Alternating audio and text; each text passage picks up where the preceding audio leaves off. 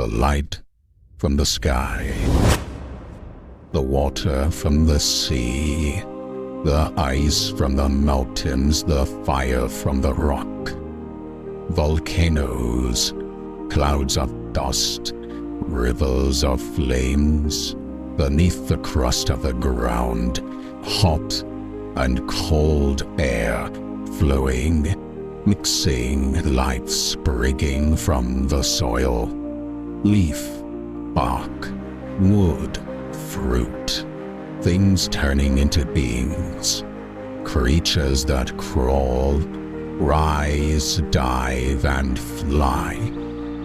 Energy everywhere, churning, changing.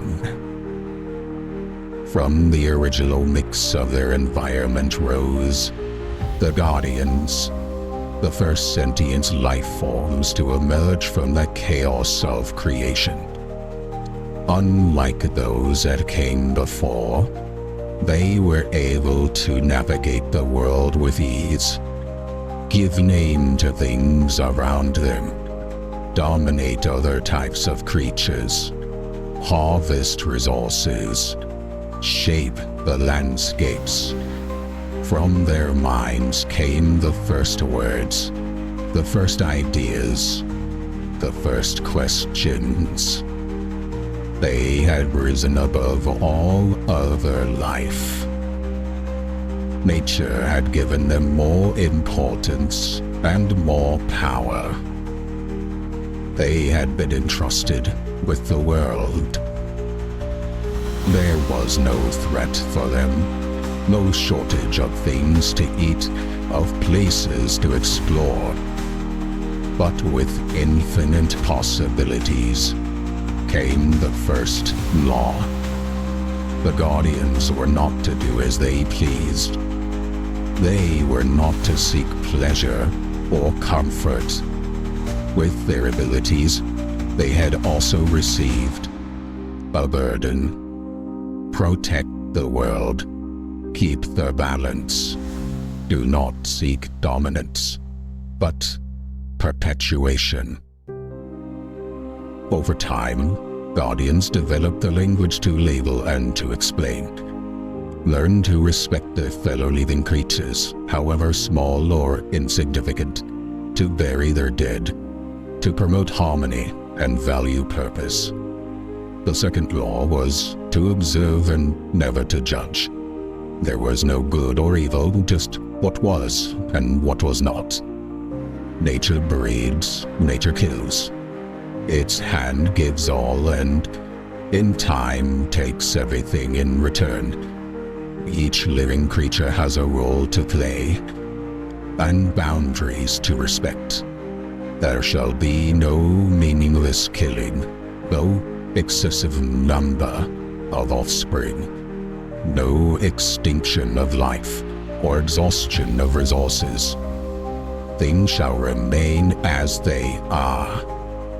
That was the mission of the Guardian's Elder, the Matriarch, the Life-Bearer, that oversees all things, corrects all unbalances. She was not meant to be a ruler, but a warden, a manifestation of nature itself, destined to maintain all things at their right and proper place. Thus came the Guardians, the first of the many factions, the mother of them all, the original beings. They valued balance, harmony, peace. Time was their ally, but they did not understand progress, chaos, or rupture. In their naivety and stagnancy lay their downfall. Thousands of sunrises, millions of sunsets, balance maintained for a semblance of eternity. An endless stream of matriarchs came and went like waves crashing on the same shore, barely changing its shape. Yet, the salt in the sea eats at the rock, one invisible bite at a time. And just like the ocean, The race of the Guardians slowly shifted. Some were born with more questions in their minds. Some needed more guidance to accept the basic laws of balance. And once in a lifetime came a different breed of the being, one that was never satisfied with the answers that were repeated, one that pretended to understand but did not accept. These guardians were not to find solace in others because their condition was to be alone, solitary in their understanding of the world. They seek more from life than the simple repetition of itself, but they could not communicate their yearnings, nor emulate their curious minds. They had to lie and to keep their true colors